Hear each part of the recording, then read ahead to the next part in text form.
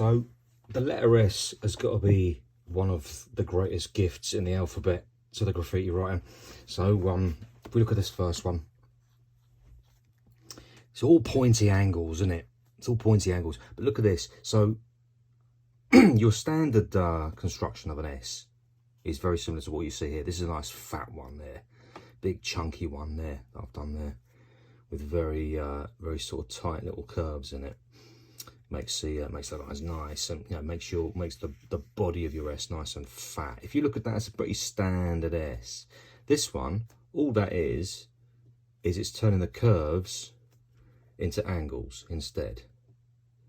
There's one, there's another, there's another, up into this, and that of course is a big sort of flourish at the top. These sort of flourishes which came about, oh gosh, hang on, graffiti history time, that's early 80s I think we started to see these. I don't think we saw them before then. Correct me if I'm wrong, anybody knows, but I'm pretty sure these were early 80s. And they started to appear on things like E's and C's and S's particularly. And again, they're a gift for a graffiti writer. This one you can see it's all angles, spikes, points, it's all sharp. You know, this line here is taken off there into a point. If you look at let's talk about the energy of it as well. That is a very forward moving energy. It's all moving forwards. So you've got this line that kicks back there, but the next one kicks forwards again, and that kicks forwards. So the energy is going that way. It's all going that way. This is a much more sort of what we'd call a sort of grounded letter, in that it doesn't have a forward movement particularly, nor does it have a backward movement. It's not particularly upwards driving. It's very earthbound, I would say. You know, it's very sort of, it's on the ground, it's grounded. Next one, if we look at this one, oh yeah, this is probably worth mentioning as well that, again, like I said before, these are blunted points. Now I could have gone a different way with that. I could have sharpened that off. You see that? I could have sharpened it off there, and I could have, this isn't going to be very good because that's not long enough, but I could have sharpened that off there. You see that? Now that there creates a new S, one with a sharp point instead of a blunt end. But I wanted to do a nice blunt one. This one, again, what this does, it combines curves and points. That is a sharp angle just there, but it goes round into a curve. That's a nice curve and then a sharp angle. See that? You could combine it. You could, I've tried it the other way around. I don't think it's very pretty, you know, when you do a curve at the bottom and an angle at the top. But try for yourself, see what you can do. Let's have a look at the next ones. So this is the next lot. Now, I'm never really a fan of bending the bars too much, but you know, if you're going to do a letter study, then you've got to. So this bottom bar is completely bent. So we've taken the curve of the S, now the bottom curve of the S, totally sort of, what's the word? We totally, no, can't think of the word, but we've done something to it. We've bent it upwards like that. And then again, you know, taking this angle backwards and then forwards. This is why S, by the way, is such a gift to a graffiti writer, because it gives you all this dynamic to work with. You know, you throw it up, then down again, then back, then right back like that, then forwards again, then back in and tuck it in. You can flare these lines out. You could put a big blunt end on there if you wanted. You know, you can do all sorts of stuff with the S. I love the S. Why do I not have an S in my name? I think, was it Nayak said that I should call myself Cutes? Although I think there is a writer called Cutes already. Yeah, there is in Sweden. There's a Cutes in Sweden, because we've been in touch, me and him. Yeah, anyway, let's look at this one. This is like a throwy one. This is probably one of my favourites, if not my absolute favourite, really. I love all this, you know, sort of, I love minimal lines. The less lines, the better. And I'm also a big fan of getting rid of the negative space on letters. So you can see there's no negative space in there at all. Those of you who don't realise, these bits are negative space in letters. These bits, all the little tucked in bits. This, got none. So it's a big sort of blocky thing. Again, the dynamism of the bubble there, because this is like a throwy S basically, simple throwy S. Again, you say, you know, you're pulling it round and down. I mean, that's such a beautiful dynamic in itself. It's one line there, and then round, and that's essentially another line there. And I've just stuck that arrow on because I like arrows, big fat ones on the back like that. This, I talked about top heavy and bottom heavy. I'm going to talk about it again. This is a top heavy S, and again, I love this sort of dynamic. Putting all the weight up the top of the letter, tuck all the negative space and all the little curves and crunches down here into the bottom bit.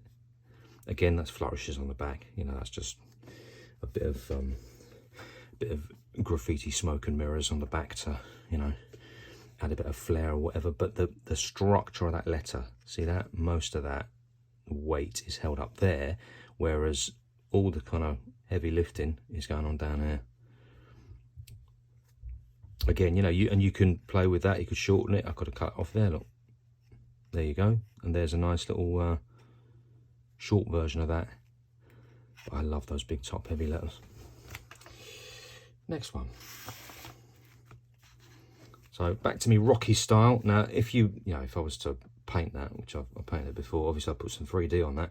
I know I've done it again. So obviously a forward moving energy to that, obviously. Top heavy, again, I love a top heavy letter. And I probably always do 3D, because if you're going to do rocky stuff like this, essentially it's not flat, it's got to be 3D. So, and because of the structure of that letter, look at the way it's going, it's pushing forwards and it's top heavy. So I do a sort of, that kind of 3D. I don't know if you can see that one. I do that sort of 3D like that. Knock that on there. But yeah, the Rocky style is one that I favour a lot. I haven't done it in ages actually. Used to paint pieces like that all the time. I'm going to go back to doing that. Yeah.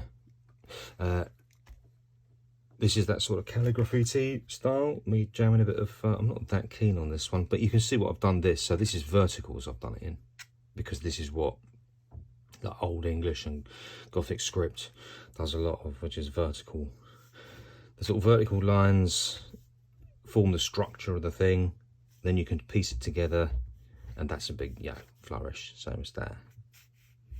Goes in like that, and I took it in like that. I could have equally done it sort of vertical down there, that would have looked just as good. But you can muck about with that. There's lots of leeway to play with that sort of stuff. This one, so that's quite earthbound, that, and then it pulls it back and it goes in a nice backwards energy, pulling forward again, then backwards again. I'm not crazy about that style, but you know, you got to chuck it about if you're doing a letter style. So there you go. I'm not going to talk too much about them. Last three. Let's have a look at the last three. So, remove that. These two very similar, obviously. They're very similar. The only thing that's different really is the detailing on them, because this is all sharp points. Sharp points, all the kerning, slight sort of curved flare on that there. I've chucked in 2 arrows as a bit of detail, see how, to show you how it go into a piece, were you to use it in a piece. I really like that one. It's a nice one. Not that I use that kind of style very often at all. This is a nice sort of straight letter S, again, tapering down to small points, taking big thick lines, taper them down into small points. That's always a very nice aesthetic. Great forward moving energy on that one. You can see that sort of swooping forward. Again, it's slightly top heavy, but it's nice and balanced really. It's neither one nor the other. It's just a nicely balanced letter really, that one. Like I said, this one very similar to this one, except the kerning, as you can see, is all blunt points. sort of blunt points rather than these sharp points here. And that's a good example of how you can play with letters. Just trying different stuff with the finishing of your letters. That's finishing, you know, because what you want to get ideally before you get too excited about finishing your letters is you want to get basic letter styles and shapes down, so you start to understand things like weight, dynamic, movement, forward movement, backward movement, a nice sort of earthbound kind of solid letter that just sits on the ground like that, one that seems to be sort of dancing and running forwards, one that sort of its bottom half leans back, then its top half fires forward, one that's exceptionally top heavy, and then you can get into different types of finishing and all that kind of stuff. So yeah, keep it on your basics for the if you're a beginner. I'm sure some of you out there are beginners. I don't really like the word toy. It's always a bit of a pejorative term, isn't it? You know, it's what we used to all get called back in the day.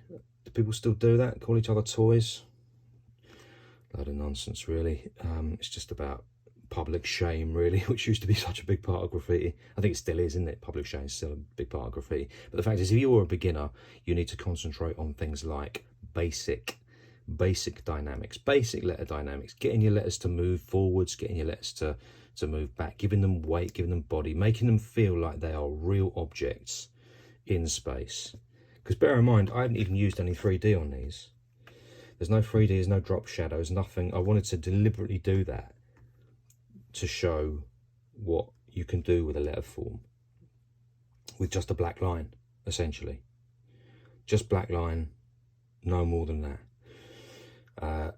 And I talk a lot about Bando. Go follow my Instagram if you don't already. Bando is one of the original UK writers from Paris.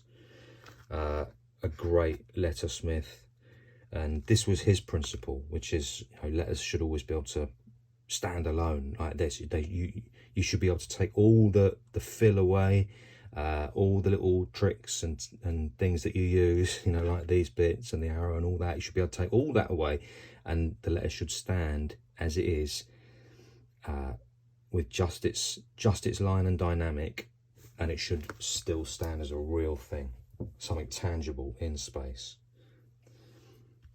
That's when you know you've got to sort of the mastery of getting the alphabet down. When you can create letters and they just look right. Takes a long time as well. Takes a long time. So anyway, there you go, guys. There is S, and I'll be back with another one soon. I've got a few more of these in the pipe for you. So I know you like to request stuff, so you know, keep with the requests. I will get round to them. I know you want a backgrounds video, that's coming up. That's quite an involved one. What was the other one I got? Bits and pieces. I get different requests anyway. Get a lot of letter requests. I will try to get to them eventually.